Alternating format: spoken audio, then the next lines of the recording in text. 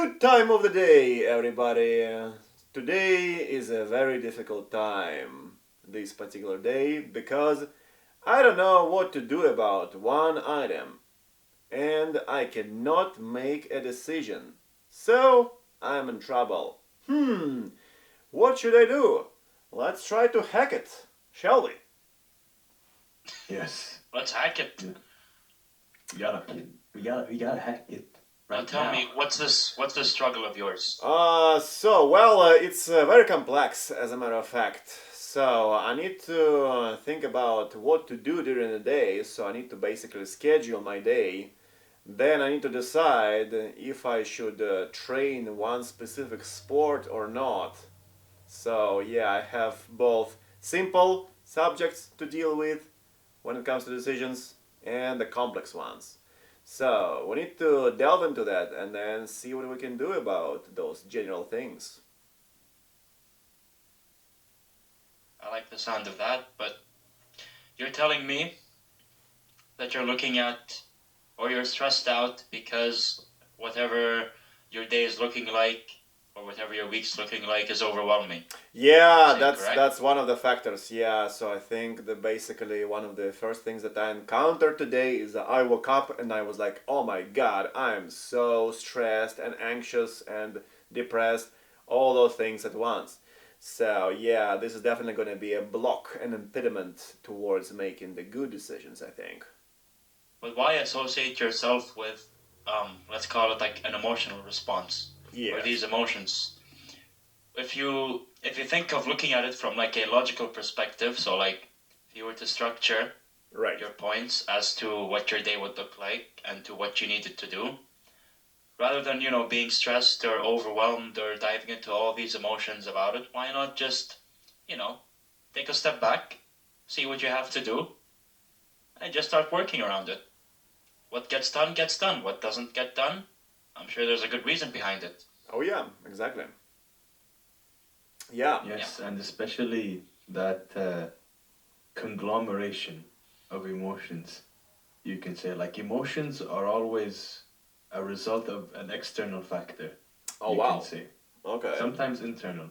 Like for example, someone cuts you off and like you begin to experience road rage. That is a result of like an external factor.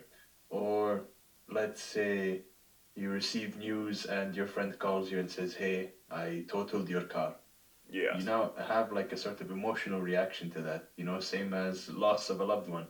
You do have an emotional reaction to that, but there is an extent to which that emotional reaction like has merit. It Yes. just reaches a point where you're not getting too emotional and just you've submitted yourself to like that feeling of emotion rather than pulling yourself back and saying, okay, now I need to think logically. Yes. It's the difference between acting on impulse versus taking a moment, you know, with a deep breath and then saying,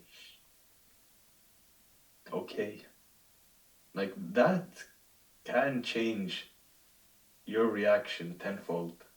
Exactly. I Yeah. think a lot of it comes down to like it's okay to get emotional responses or reactions to things here and there. Sure. But one of the things we see with people these days, and like you see it in your workplace, you see it in your everyday life, wherever you go, people tend to act too much on these emotions. Yes. People tend to, like avoid the instincts of thinking logically Yes. and try to just think based on emotions. Like when something happens that makes them upset, rather than taking a step back, taking a deep breath, assessing the situation, seeing what can be done, it's just like, oh, this asshole, like he cut me off or whatnot, so I'm just gonna be angry. Like whereas like, so like in my instance, like let's say if I'm driving and someone cuts me off and whatnot, sure, there are times I get mad. I'm like, how's this person doing? And then I want to cut them off. And then other times I'm like, Yes. I just don't care. When I take it from a logical perspective, there's a lot of things you can just not give your energy toward. Like, Yes. in other words, like you don't have to care about it. And not Absolutely. in a bad way. That's like in a good thing.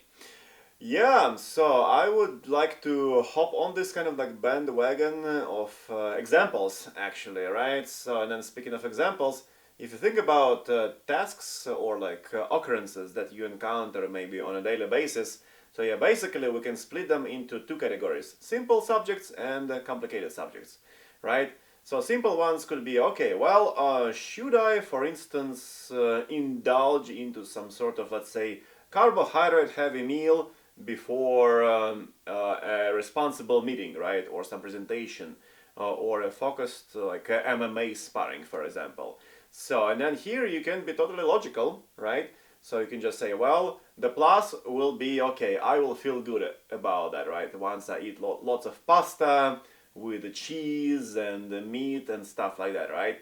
So, but on the other hand, what I will do is that I will perform poorly during the MMA sparring, right? But on the other hand, you can say, well, what if it's a if then situation, just like in the logical kind of like scenarios you have it normally, right? If I eat pasta later, then I will be like more focused during the sparring of MMA, and then I will have much more enjoyment afterwards. So that's where I think I can totally use the logic, and that's what kind of like my life hacking proved to be true. If I eat pasta before the, like, let's say, practice of jiu-jitsu, then I'll perform poorly. If I eat pasta afterwards, it's going to be much more enjoyable. And then it's all based on logic. So, one and done. I like that. Anything to add to it, user? Yes. Oh wait, I didn't change my name. Yeah, Exactly. that's happened. Like something that I think is a great way to look at it in is similar to a gas tank. Like you can spend all Yeah. your energy feeling outrage on an internet argument in which you are purposely in these scenarios where you Yes. put yourself with people who don't agree with you. So Indeed. now you know I have to prove that I'm right and I know better than this person. And then what happens next is like it just ends up being a keyboard battle or a screaming match Yes. where you have one scream and another scream and nothing ends up happening and all of your energy is wasted trying to prove something to someone who has little to no impact in your life. Yes. And either way, it's afterwards, it's like, oh, I can't believe this person did this, and just outraged. And then here, let me go vent out. And now I'm in this continuous process of absorbing extreme negative emotions and then outbursting extreme negative emotions. Yeah. I think like two main things we gather from this, like because we talk about it from like logical response versus emotional response. Another nice way to differentiate the two ways of looking at something, like you can either react to it or you can respond to it. When you react to something, that comes down to like an emotional trigger. Yes. Like something happened that upset you, made you sad, made you happy, whatnot, and then you immediately take action into, reacting to it, right? Exactly. Like, like if your boss pisses you off during work, then you're gonna go vent to one of your coworkers. You're gonna Yes. probably like not do some of the tasks you want to do today. That's reacting to it, right? Or like in your case, you're sparring and whatnot. Let's say someone Yes. hits you in a way that made you feel somewhat painful. Exactly. That's Your exactly what I was thinking reaction about. as someone, and Yeah. like if you're not experienced and you just react to it, you're gonna get mad and then you're gonna start swinging punches. You're gonna start letting your hands fly. Exactly. And waste all your energy. Exactly. Yeah, Energy. that's right. You can become frustrated. Yeah, Exactly. that's like one of the like emotions. Actually, frustrations is a kind of emotions, and yeah, that's not going to be kind of leading to anything good generally. But on the other hand, you can become more strategic, and you can say, well, what can I do, right? Just like think about some kind of simple things in terms of defense, for example, survival, and then counterattacks. So that's going to be kind of generally a more viable, more productive approach towards, let's say, like sparring of kickboxing. Exactly. When you're like, what can I do to not let this happen to me again, or what can I do to not react to these emotional triggers, but rather like more so like assess the situation and then respond accordingly, right? So if you get hit in a way you didn't like, rather than being like, oh, this motherfucker, like, oh, I'm gonna go beat him up and whatnot. No, like you start thinking like, okay, what can I do now to not let this happen? Like, how can I defend better? How can I Exactly. be more alert, be more responsible and whatnot? So like you you take these skills and you apply it. And it's not just for, sparring or like, fighting or anything. It's for many things. Like in work, obviously, like I have things every day that like, you know, if I were to just follow emotions, I'd be like, oh, I'm not gonna work because this person pissed me off, so I'm not gonna do that task. But if I see it from a responsing or like a responsiveness perspective, Yeah. that's when I'm like, okay, I'm just gonna sit down, do my job, and work when it's the appropriate hours to work, and then anything after that, be like, okay, that can be handled another time. Absolutely. Yeah, another way to kind of deal with that once we kind of like get into the realm of more complicated tasks, right? So you have some sort of like a complex task in front of you. Okay, well, I need to kind of like tackle this particular project, right? Maybe I need to make a reel, or I need to prepare a presentation, or design some sort of experiment, whatever it might be, right? If we take it from the kind of like fields of business or science. So yeah, it's pretty broad approaches that we have been kind of like testing and trying and exercising. So you can say, well, I'm going just to simply use some sort of like physical methods, such as set up the timer, and then just like set up the timer, for example, for 45 minutes, and then I'll be doing this task, right? So it's going to be kind of like pretty logical. If I do this during the 45-minute period without distractions, then I will maybe not achieve tremendous success at doing that, but at least I will make some sort of dent at what I have to do. And then the other 15 minutes, just like the kind of like break between the like two halves of the soccer game, then I will be chilling. I will be kind of like on Instagram responding to like messages and so on and so on. So and then here you can give yourself some sort of like let's say freedom for emotional responses via text messages, if you will. And then that way you'll be able to kind of achieve the logical kind of like side of your attack, and also the emotional vent of like what you want to vent if you need to. Does That user put have anything to together, say to this? I do actually. That put together is such like you can see the approach when you take a logical standpoint. Everything is so clearly, even when it's all going haywire around you. Yes. Just taking a step back, taking a deep breath and saying, okay, what's the very first thing I can do right now? That's a game changer. If you're unable to function in high stress environments, then you're not able to function very well. Like, That is a I'm great sure we've point. heard the saying, Yeah. smooth seas never made a skilled sailor. Mm-hmm. So the skilled, like a sailor in the middle of a storm, will not go like, oh my God, we're gonna drown, what's going on? The ship yeah. is upside down. First thing he's gonna say is, okay, we need to put the sail away, we need to take care of this next. It's just as the very wise and intelligent Jocko Willink said, prioritize and execute. Exactly. Like, what's the very first thing you need to do right now? And then go do it. Like, I can't tell you Yes. the number of days just in my standard desk job when one manager would come to me and be like, hey, we need to put out this fire. Another one would come out to me, I need your help with this to be done by today. And then Yes. a coworker would come, I can't take care of this anymore. Like, just going crazy and bonkers. I remember like sitting here, like just beginning to feel the symptoms of like the emotion of irritation. I don't know, is Okay. irritation an emotion? Let's assume it is. Yes. Okay, so irritation is now an emotion. Like, I began to feel the symptoms of it. For example, right before you feel like angry or mad, like you clench your fist, maybe your teeth a little bit, you start to clench your teeth, and then the back of your neck starts to flex a bit, so like you're Exactly. getting Yeah. irritated like that. Yeah, that's right. Very common. Just like an illness, you feel like your throat irritated the day before you get a cough, for example. Yes. You can recognize all of those things of specific emotions, take a deep breath, and say, okay, Right. what needs to get done now? And then just channel all your energy into that. Shut down everything around you because it's unnecessary. And that's the thing today. For some reason, outbursting and I'm expressing myself is glorified.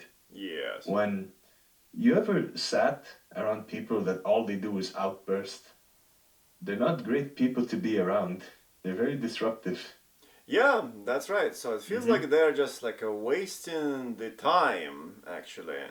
So because oftentimes, actually, this like emotional approach to happenings in one's life can take over, like a lot, right?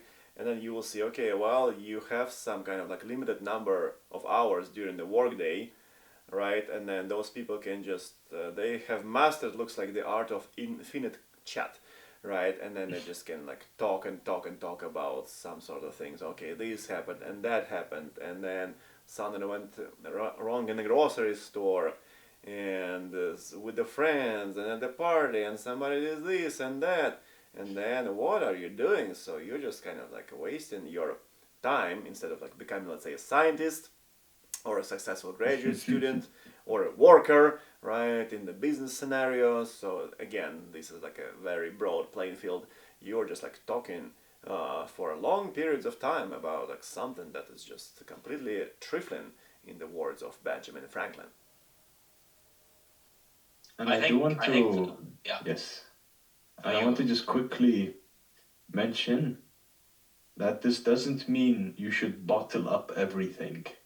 No, there are Yes, some minor instances where good if point. your boss walks up to you and say, "Hey, this report is font size 12, I want it 11.5," and like Yes, gives you attitude, right. there should be no reason to just go and be like, "Oh, I can't believe this attitude he gave me. Oh my God, I'm just under extreme stress." Like, no, just okay, smile, huh? It's now font size 11.5 or whatever the hell you wanted. Yeah. But then major events can be dangerous if bottled up. Oh Like, yeah. you know, soldiers coming back with PTSD and not having anyone to talk to, that does serious damage and can really, really affect them. Exactly. Or even people in traumatic accidents, life threatening situations. Yes. Like, there can just come a random point where they'll crumble down because they kept, I guess what you can say, poison inside of them. Like, get the poison out of you. But poison is not, a minor inconvenience, just to get that straight. Oh yeah. right. No, and I think a lot of this comes down to, like, we talk about, responsiveness versus reactions and whatnot. Like, the way I see this is it's a mental skill or like Yes. a mental strength that people should develop in life. And like same thing goes with like physical strength and mental strength. Like some people are fine going to the gym and just starting on their own. Yes. Other people need a personal trainer, need a mentor. These Yeah. same things apply for people that lack, you can say, like the mental strength or the mental proficiency Okay. to actually build up on these skills. Yeah. So yeah, number one, it's not good to bottle up emotions. Number two, it's good to recognize what bothers you or what triggers you and whatnot. And then number three, you have to go and do something about it. And if you can't do something about it on your own, then go talk to professionals. Oh yeah. Professionals can guide you to the right path. And then it's just about building the skills of, being mentally clear and Yes. just putting yourself in a situation where you know how to respond to what's going on rather than reacting to something that's making you think about what's happening. That makes Yeah. sense. Like your emotions can really play with your, like perception of things. Whereas if you look Yes. at it from a logical point of view, that's when you see things a lot more clearly than, when it's like triggering certain emotions in you. Yeah, that's a good point. I would also like to supplement it with the kind of like fact or like another approach that I've been trying to use recently. It is kind of the prioritization and balancing, right?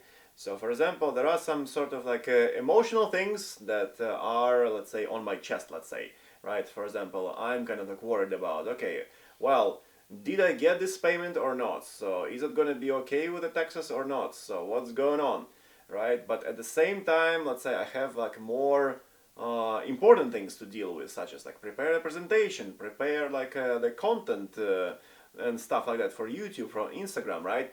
And then I say, well, I'm going to Monday to Friday, I will prioritize those things which can really matter, such as like preparation of the presentation or the content creation for like YouTube and Instagram.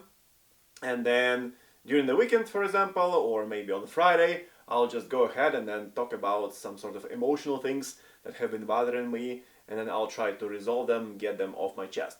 Because according to, I think it was one French philosopher that he said that lingering things basically are not good for you, right? And then you need to get rid of them like as soon as you can. So in this case, you will be able, if you exercise this balanced slash prioritization approach, you'll be able to first of all kind of like take care of things that really matter. So they're mostly kind of the things that just need to be done and into which you need to put your effort and creativity, things like that. And then after that, you'll have some time to get rid of the things that require the emotional response. For example, maybe the roommate or the housemate is not doing their dishes, right? Or they're not like sweeping the floors, things like that. We have all gone through examples of such people and we know who they are and where they live, basically. So wink, wink, nudge, nudge, if you are listening, right? So then you just talk about that to, let's say, your friend, and then you vent it, and then actually it doesn't take like much time if you think about that. So you might as well just wait and then just kind of like deliver it when the time comes, and then you'll be in a much better shape. And overall, you will get your important things done, and you will kind of like vent the emotional things as well, and you will not be kind of eating up all the time, which can be used productively. 100%. 100%. If you don't do Speaking your of eating dishes, up, I know where you live. Exactly. if you're not a clean roommate, I know where you live. And speaking of bottling up time and using time efficiently and all, are we closing in on our time cap? Yeah, I think we're doing quite good. So yeah, we might as well wrap it up. So we're at 20 Before something we minutes. wrap up, would like to say a story, Yeah. if time permits me. Story time. Yes, LFG. it's a very, very nice story that my mother told me. And I try to think about it any time before I feel the physical symptoms of like emotional response and anything. And basically, the story goes, I think it was a father and a son are on a farm, and the father tells his son, anytime you feel angry or you feel mad or you feel irritated and you want to say something Yes. that is, let's say, not a nice thing to say, take a nail and then hammer it onto the fence. So, the son feels irritated one day, hammers a nail into a fence. And then the Yes. next day feels mad, hammers the nail into the fence. The next day feels angry, hammers the nail into the fence. And then a month goes by and the single fence is full of nails. Oh yeah. So now the father goes, okay, I want you to remove every single nail right now. So let's say, even though the son was showing a physical representation of taking back everything he was saying, the fence was damaged. It was full of holes, it was cracked, it was damaged. And then the father goes, like, think about that next time you want to say something to someone. Yes. And that really stuck with me. Because you can take back things you say, but there's still going to be holes in that fence. Oh yeah. I like that. I like Yes. That is a great everyone, story. Everyone should stick by this next time you say something after you got mad at a certain situation. I like Yeah. that. Exactly. Because as soon as that nail goes in, even if you take it back, the mark is still there. Yeah. For all of the viewers to actually take into consideration, please, for now and for the future. It's a good story. That is a great point. Okay, awesome. So yeah, I'll just like to say that if you find this useful and practical and or entertaining and educational, please consider enjoying this channel further and leave a comment below. Smash that subscribe button and notification bell, and we will continue pumping the greater content every time we produce such content. In the meantime, this episode was sponsored by discipline and mental toughness and focused work. So we are very grateful for the existence of those features of the human character, and we'll keep life hacking this life.